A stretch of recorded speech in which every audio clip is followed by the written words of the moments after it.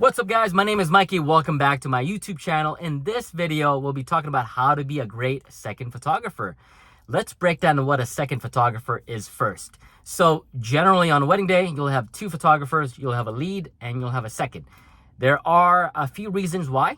So for example, on a wedding day, the getting ready portion, the reason why you want two photographers is because maybe the couple is getting ready at two different hotels. And there is no way one photographer can go back and forth and capture those moments in the same time. And there's probably not enough time anyways.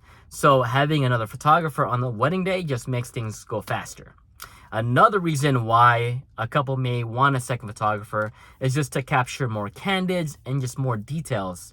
So this makes things flow easier while the lead photographer captures a lot of the formalities and just focuses on the couple. So the second photographer, his main responsibility is really to act as a backup to capture those moments that the lead photographer can't get, especially all the little details that you put into your wedding, stuff like that. So from my experience, because I've been shooting for over 7 years now, and I've actually, been a second shooter for a long time when I first started in my career, and I've learned a lot of things that can really just make an impact and add as a great value to another photographer. So let's talk about that. So the first reason, or the one reason how to be a great second shooter, is to focus on what the lead photographer really needs, right?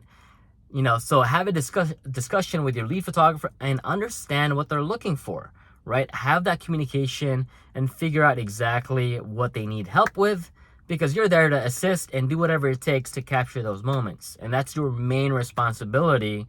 And so the biggest thing you can add is understanding what the expectations are, what photos you need to capture while the lead focuses on the formalities. And the third is just acting as a backup.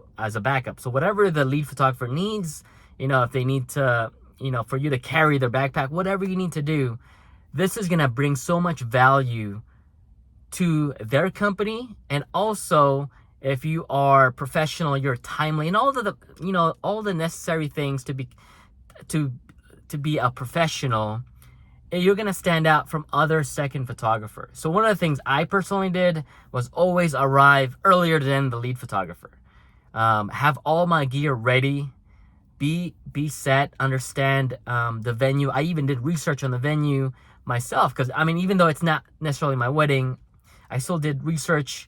I did all the little things I needed to do. If the lead photographer needs to get something from his car, or I need to grab him water, do whatever it takes, because when you add that type of value, you're going to be able to stand out from other second photographers out there, because Mike hustles. Mike gets whatever I need.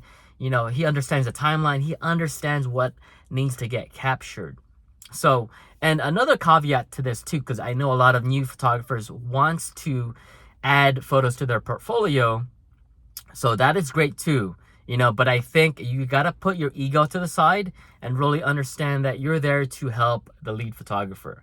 So don't be taking photos just for your portfolio. Take photos because the lead photographer needs those captured. And I think if you really understand that, and you put an importance and a really an intent to make sure that you are there for the lead photographer, they're gonna really appreciate that. They're gonna thank you for understanding what needs to get captured. So that's